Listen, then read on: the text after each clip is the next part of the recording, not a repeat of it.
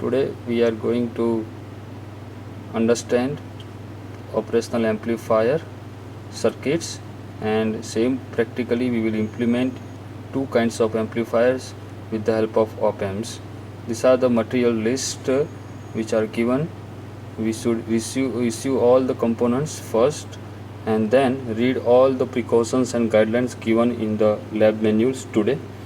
First part of this practical is inverting amplifier. It is required we should come with all calculations of pre-experimental readings with respect to component values given to you. Find out the gains V0 by Vi and tabulate the values for two different combinations of R1 and R2, which is given in expression 1 and 2. Then implement the circuits, which is the part 1, inverting amplifier,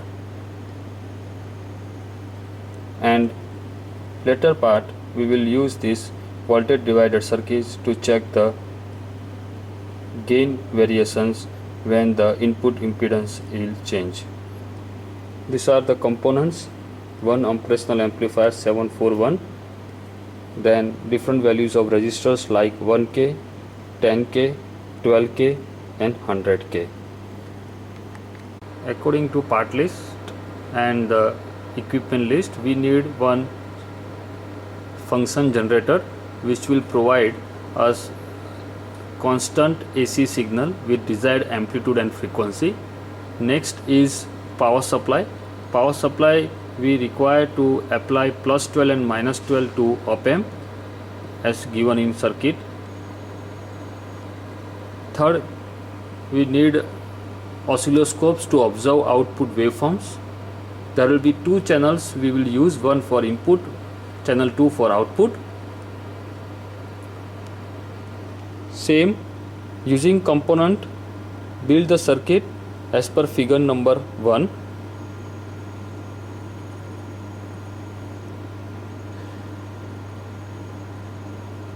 Connect plus and minus supply with common ground. Apply input, observe output. Connect both oscilloscope probes, one at input and one at output respectively. Here we can see that input is applied 400 millivolt and it is measured by channel 1. That waveform we can see as yellow. Channel 2 is connected with output, which can see as blue waveforms, which can be seen as a blue waveforms.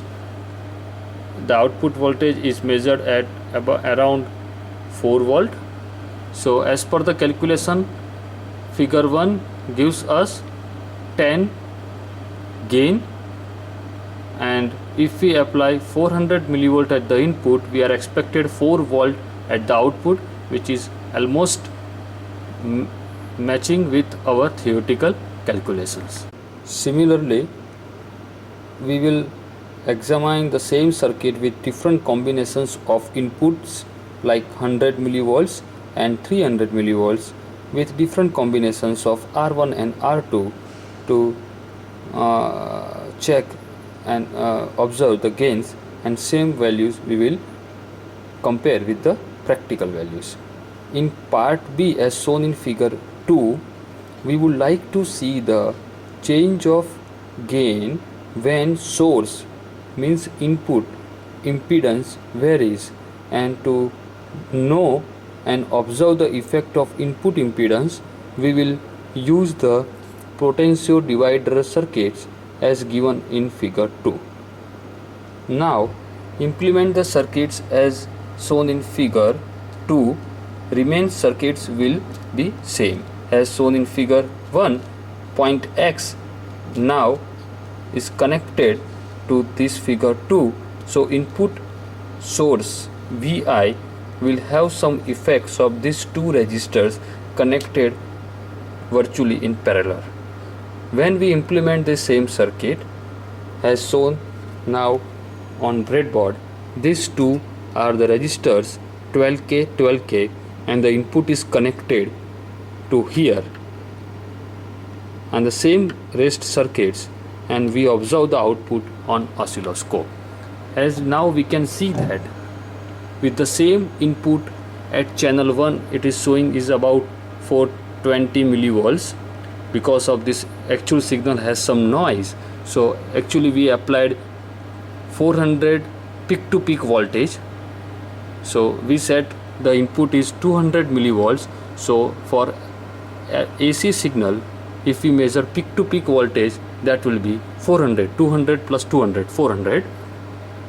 So now output, we can see that it drops drastically from 4 volt to 1.28 because of the gain is reduced when we change the input impedance. So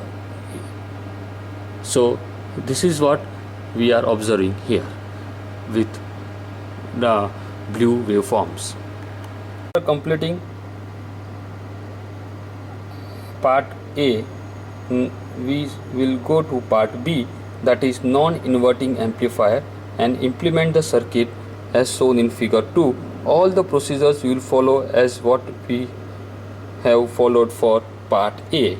Only the type of configuration will be changed as shown in figure 3. Implement and test the circuits. Observe inputs and outputs on oscilloscope. Make the operation table for different combinations of registers R1 and R2, and apply the input at terminal plus pin number 3, which is because of it is a non-inverting amplifier. Observe the output with different combinations of R1 and R2 and write your results on tables.